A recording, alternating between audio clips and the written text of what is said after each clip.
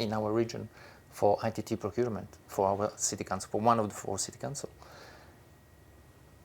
And when the guy had to sign the documents for the tender, he said, you know, you will be the first one doing this in the region. He was scared to death.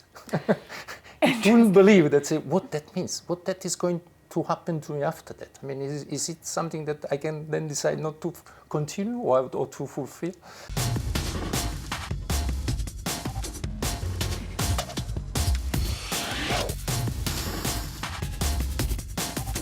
We need to start making more conscious material choices.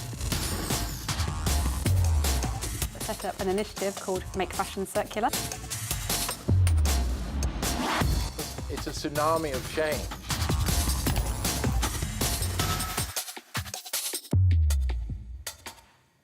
Here at the Foundation, we see cities as such an important part of developing the circular economy, delivering it, and then helping it to scale. Policymakers, in my view, are such an important group to bringing this about. We need the businesses involved, but we also need policymakers setting up the enabling conditions. To start us off as to how we can get policymakers more aware of the idea and engaged, can you tell us a little bit about what it is that you both do in your organisations and how this links to working with urban policymakers? Yeah. Cheryl, do you want to go first? Yep, so firstly, thank you so much for having me here today. It's much appreciated, and it is definitely nicer here than in Glasgow, I can guarantee. So firstly, Glasgow Chamber of Commerce is a membership organisation, and it's a volunteer organisation designed to support Glasgow and to champion its members. And really through Glasgow Chamber of Commerce, the Circular Glasgow initiative has been very much focused on accelerating a transition to a circular economy, and we've very much been working in collaboration with Zero Waste Scotland, who are our funders, and with Glasgow City Council to really work primarily with the business community. We are very much taking a business-led approach, but we can't do anything without having the policymakers in the room and working really closely with them to influence policy as well as support business to try and transition Glasgow to being a leader. Interesting. So it's both voluntary, so businesses are interested in this idea, and it's business focused, but nonetheless you need to have a policymaker angle involved in order to deliver. Yeah. Great. Luigi, tell us a bit about what you do in a nutshell and how that links to urban policymakers. Yeah. Well, I'm an external advisor for the SCA, which is the Joint Office for Sustainable Development in the area, which put together 4 city councils. They started in 2015 thinking that there was a need to put together environmental issue, energy issue, and climate adaptation issue. So to have one policy view on all of them jointly. It's very interesting what she was saying before, because in reality we are just doing the opposite. I mean, we are just the city council that is engaged in trying to reach the community at any level, so also the business community, and to make them work on the principle of circular economy. Okay, great. So there's already some interesting differences. Yours is more business focused. You're not in the city council, but you're working with them in partnership and it's focused on one city. Yep. And yours is working with 4 cities. You're not a civil servant yourself, but you're almost embedded inside. The motivation is the key. I mean, the way that the work has been carried out, when there is a selection for somebody that has to participate within the civil servant or even outside, getting outside sources, then motivation is the key issue. So at the same level of competence, the one more motivated is the one who gets in. Okay, all right. So tell us a bit more then about how you're involved in training and helping urban policymakers understand the potential of the circular economy idea. How are you going about that in Napoli? Well, the understanding was that you can't have policy if you don't know really what you are doing, where you are going. I mean, which could be the way of doing it. I mean, we have a national level which is a bit slow in these key issues, and so the idea was if we put everybody at the same level of understanding, it will be much easier to speak about the same language. So both from the policymaker, the technical staff within the civil servant, but also the community. So it's a level playing field that you're looking to create. That's the idea. So we went through very formal training for policymakers, which was difficult at the beginning for them to fulfill, and they were quite unhappy to be forced into it. But then they saw really the importance. They saw how far they can go, because many of them will not come from a technical competence that they had already. So that was the additional view. It's like giving them an additional pair of glasses to see further, sort of. And later on, we got also the civil servant in it, because they are the ones that will really make the machine work. Interesting. So it's mandatory. It started off more for those on the technical side, and sounds a little bit like there was a bit of overcoming of resistance to At the beginning, at the beginning. Yeah. But then you've also, would you say, did you always plan to involve the non-technical functions, or was that a learning that you needed to also engage the more generalist? Well, in reality, we tried to get throughout all of them, and we kept in a sort of continuous way. I mean, you get the same training. If you missed the year before, you will get it next year. I mean, that slot will still be there available for you to participate. Okay. So even if you don't get in either for any reason, even if you didn't want it, I mean, you still have the opportunity to do it. Because the idea is that as soon as we get everybody on board, I mean, everybody has to, let's say, swim in the same direction, otherwise it would be very difficult. Yeah.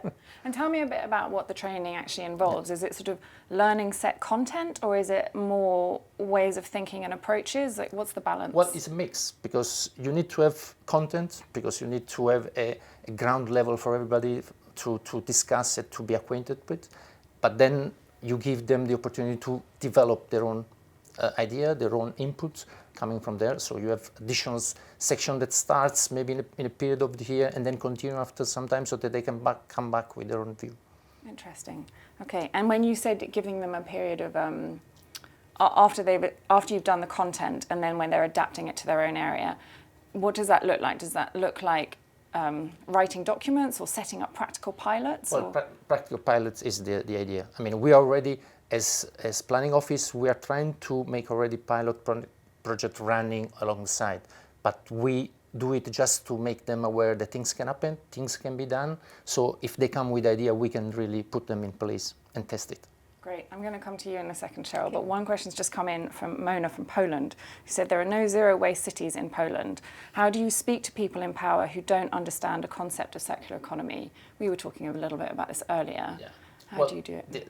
The idea has been just trying to sit them on the table, and at the beginning was not really training the word that we used, with just sharing, peer exchange, so that was the approach. But then it becomes formal training in the longer term, and that's the only way to get them in, because especially people who has been in politics for many years, they think they already know everything that needs to be done. You know? Interesting. And I mean, generally on the circular economy, sometimes, and I think this is the case in Glasgow, there are some clear initiatives that use the word circular economy, but equally there are actually actions that policymakers are taking that are compatible with the circular economy but don't carry the label. So when Mona says there are no cities doing this, perhaps there is actually some action taking place, but it's not carrying the label necessarily.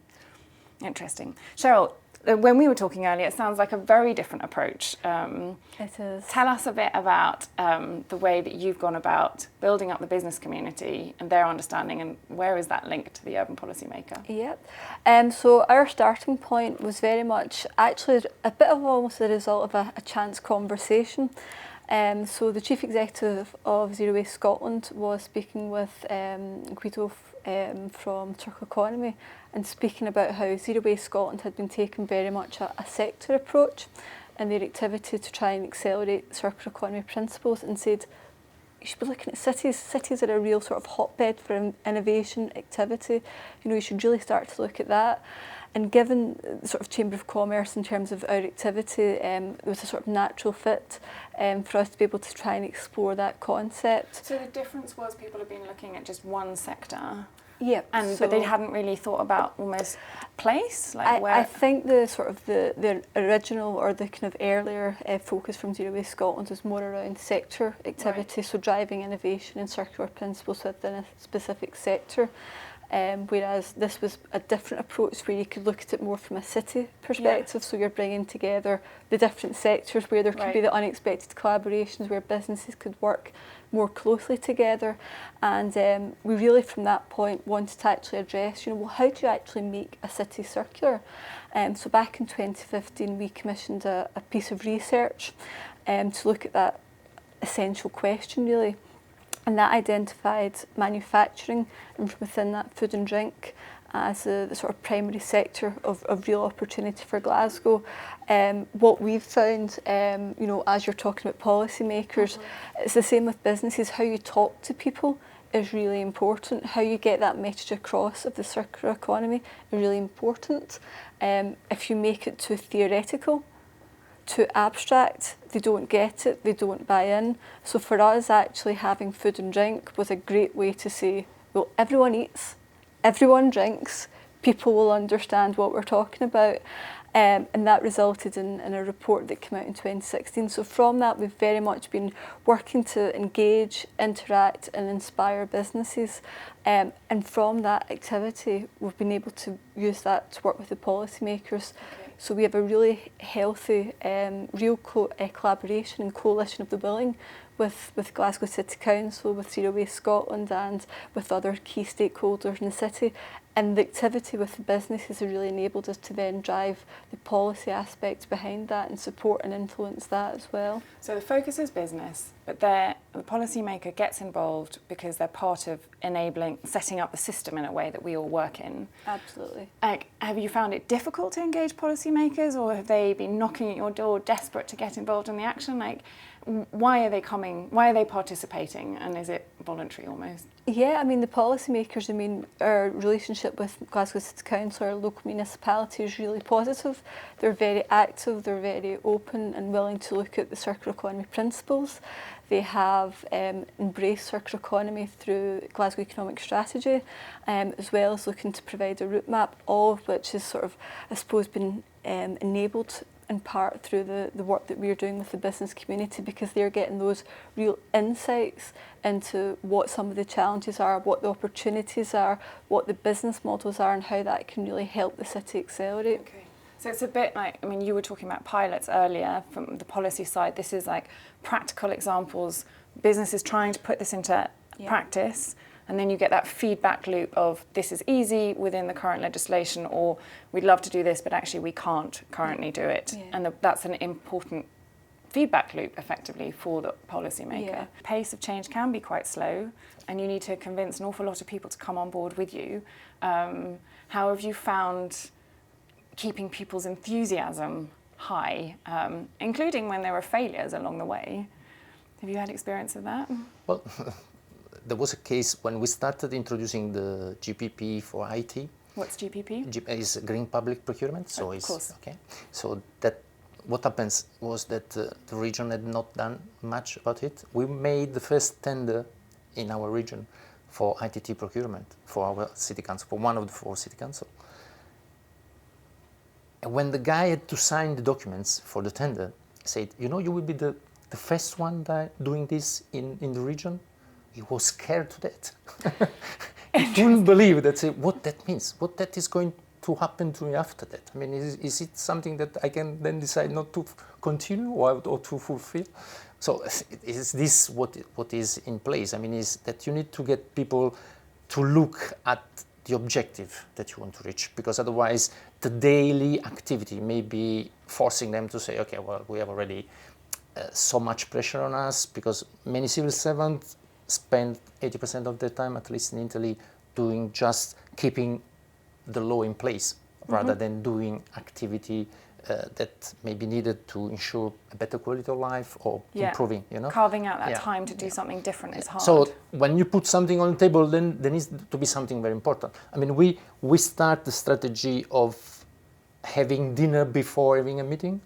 So always have a dinner before. So even if you have a peer exchange with people coming, you invite them to stay overnight and have a dinner, so that people already becomes acquainted each other. And then when next day you will start, either if you're a business person, or you're a civil servant, you're a policymaker, it won't matter. I mean, you already know each other, you already have understood something, you have some feelings, and it's very easy to put on the table something that may be, let's say, even something that may create some tension between the parties. I think probably getting the message out there. And I think getting the right message out there to the business community. You know, we have a really strong network in Glasgow, but I think just getting the right sort of messaging out, you know, really raising awareness of the circular economy.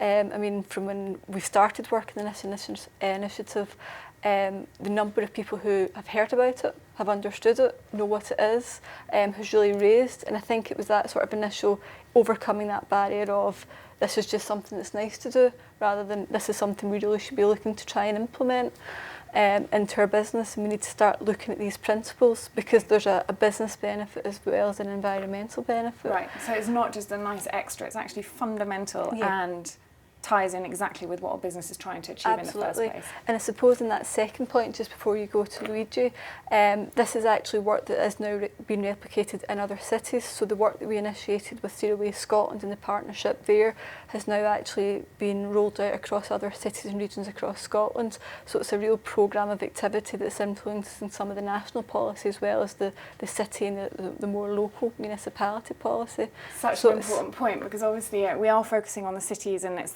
such an opportunity to get something going on the ground, but a city isn't in isolation. And that the urban policymaker can have much more frontline experience, if you want to use that word, of day-to-day barriers. But that's also really important insights and experience to translate up to national policy, which absolutely. is what you're saying in effect.